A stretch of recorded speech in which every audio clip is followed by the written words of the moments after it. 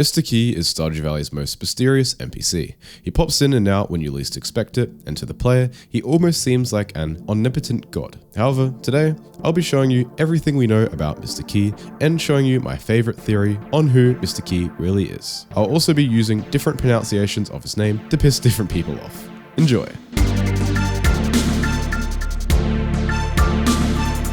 The first time Mr. Key is mentioned is when you put a battery pack in this suspicious box inside the tunnel near your farm. After doing this, you'll be greeted with a note that says, "Your first task, bring a rainbow shell to the train platform. Leave it in the box. Mr. Key." After doing this, you'll be led on a string of quests where you put specific items into strange places until you end up in the desert, where you feed this pile of bones its last meal. Upon doing this, you'll be told to go home and inspect the pile of wood next to your door, which will give you the club card. Now, what does the club card do? Well, it gives you access to Mr. Key's casino, of course, but why does Mr. Key run a probably not legal casino in a cute farming game? Well, I have no clue. Anyway, when you enter the casino, you get to see and talk to Mr. Key, but he only ever ends up telling you some mysterious and very cryptic stuff. He also looks like this, which doesn't really help. The only way it could be more on the nose is if he put on a fake nose, glasses, and moustache combo.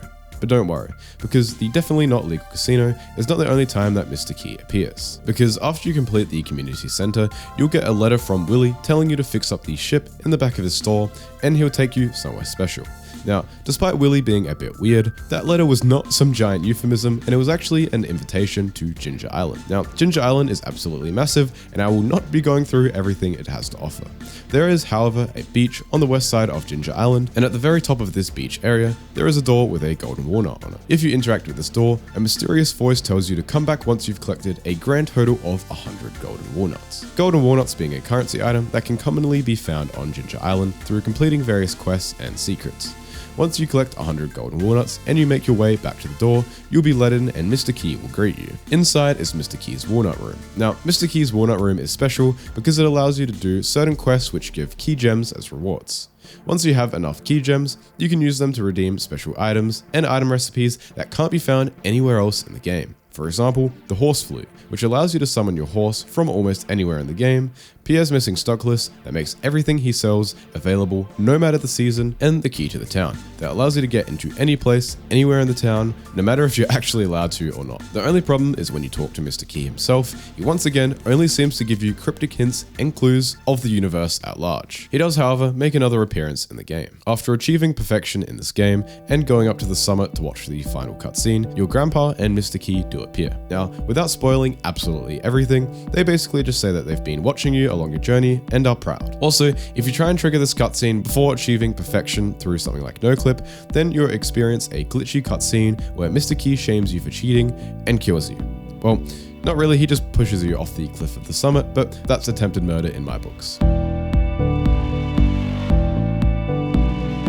Now we know everything about Mr. Key that is actually in the game, it's now time for me to present my favorite theory on Mr. Key, which will explain it all. And that theory is that Mr. Key is Eric Brony, aka Concerned Ape, aka the person that made Stardew Valley. Now, at first this may sound weird, like, yeah, Mr. Key is Eric Brony and I'm Barack Obama, we get it.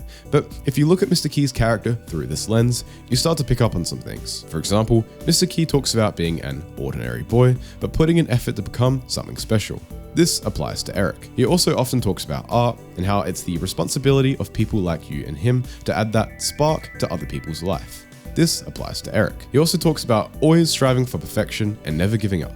At first, this seems like he's exclusively talking about the perfection part of Stardew Valley, but considering that 10 years after the game has released, Eric is still making and releasing updates for a fully finished game, I'd say that this applies to Eric as well. This string of dialogue is also from the casino, which has been in the game since it first released, 4 years before perfection was ever added. If we are to properly dive into this theory though, then I believe that Eric actually split himself into two different characters in this game.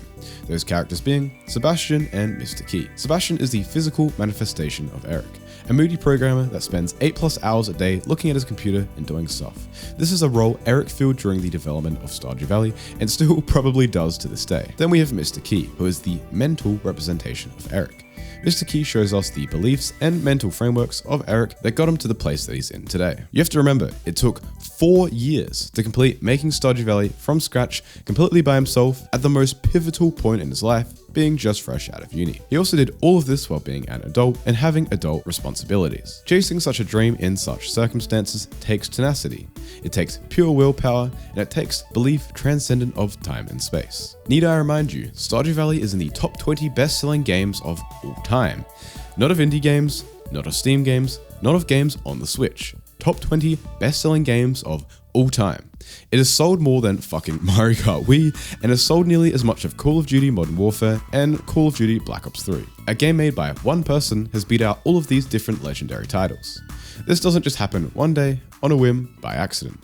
This happens after years of sustained effort, which only happens when you have a mindset like Mr. Key in the first place. Even lines such as, "Hey, don't tell anyone about this place, okay? I want to keep it exclusive."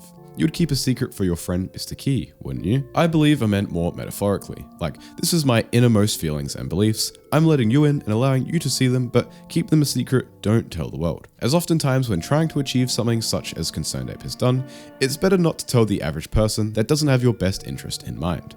As many people don't take kindly to dreamers who do something out of the ordinary. Trust me, I would know. But let's take a proper in-depth look at Mr. Key's dialogue. In the casino, Mr. Key has 7 pieces of dialogue.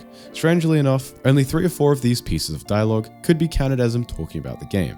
For example, stop by it whenever you want to relax. However, I believe the rest of these dialogues fall into at least one of 3 categories: the metaphysical, striving for perfection, and working hard. Even 3 of these 4 dialogues about the game, I believe, have double meanings and fit into these categories. For the metaphysical, we have, "I was born an ordinary boy, but I made a decision early in life that I would become extraordinary. Hey, don't tell anyone about this place, okay?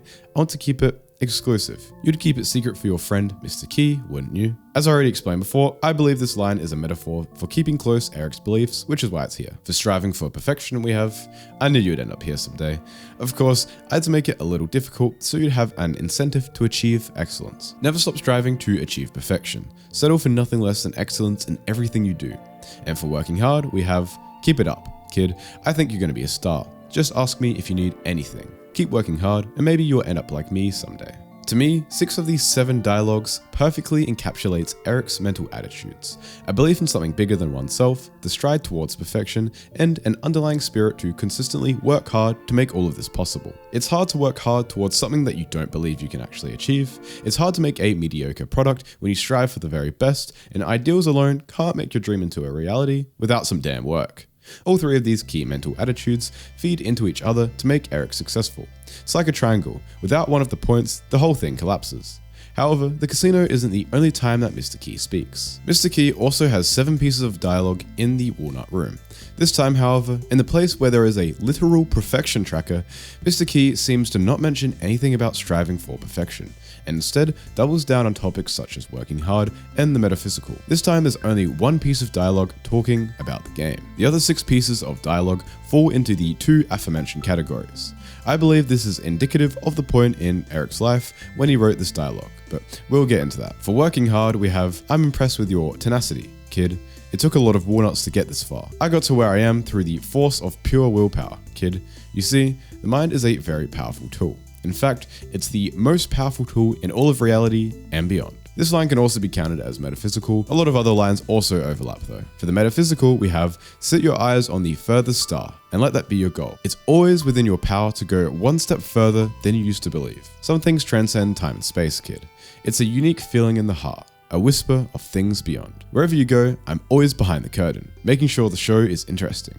Or am I?" This dialogue is of course written as a joke, but it still fits into the metaphysical theme of Mr. Key. The last piece of dialogue in this category is this: "There's more to this world than meets the eye, kid. Someday, you might understand. For now, just keep striving for excellence in everything you do." In this line, Mr. Key talks about striving for excellence, but not perfection, and I think this is an important distinction to make. Earlier in the casino, Mr. Key used to conflate the 2. We see this in the line, "Never stop striving to achieve perfection. Settle for nothing less than excellence in everything you do." Humans, however, are inherently imperfect, and so they cannot create a perfect thing. Thus, striving for perfection is often a fool's errand, as it's simply not something that is achievable. And so, I personally view perfection as a creative trap, and many other people think this way as well. I'm sure you've heard famous sayings such as, "Don't let perfection be the enemy of good," or "Perfection is the enemy of done," etc. At this point in his life, Eric may have realized such a thing. Eric had also sold at least 10 million copies of Stardew Valley worldwide at this point in his life, and so the fire that he once had when he was a jobless nobody might have extinguished a little bit, as he was now financially and socially very comfortable. At this point in the game, Mr. Key still tells you to strive for excellence, as we can often do much more than we think we can, but the obsession for perfection seems to have died down a bit. One more topic I would quickly like to touch on is how, without any of this context, Mr. QI can often be seen as something like a god of Stardew Valley, as he is an omnipotent being that is always watching everything you do. He is presented by the game as a human, but he often seems anything but that. However, with all this new context, I think that it makes sense why Mr. Key is almost like an omnipotent god in Stardew Valley. Because if Mr. Key is just Eric Brony's mental ideas and Eric made the game, then he would in turn be the quote-unquote god of Stardew Valley. Now, I know Stardew has a literal god called Yoba, I just mean this more in a metaphorical sense. Something else very interesting I found is that Mr. Key's in-game portrait used to have shorter hair, and so did Eric. However, later on in 2018, Mr. Key's sprite changed to include longer hair, and around this time, Eric also started growing out his hair. They also seem to have very similar styles of hair and even face shapes, almost like Eric styled Mr. Key off himself and then incognitoed him up so we wouldn't notice. But once you take the fake nose and moustache off, it becomes pretty clear. Mr. Key is Eric Brony, the developer of Stardew Valley, or at least a representation of the beliefs and mental frameworks that took Eric, an ordinary boy, and made him the single most celebrated and successful video game developer of all time. Thanks for watching.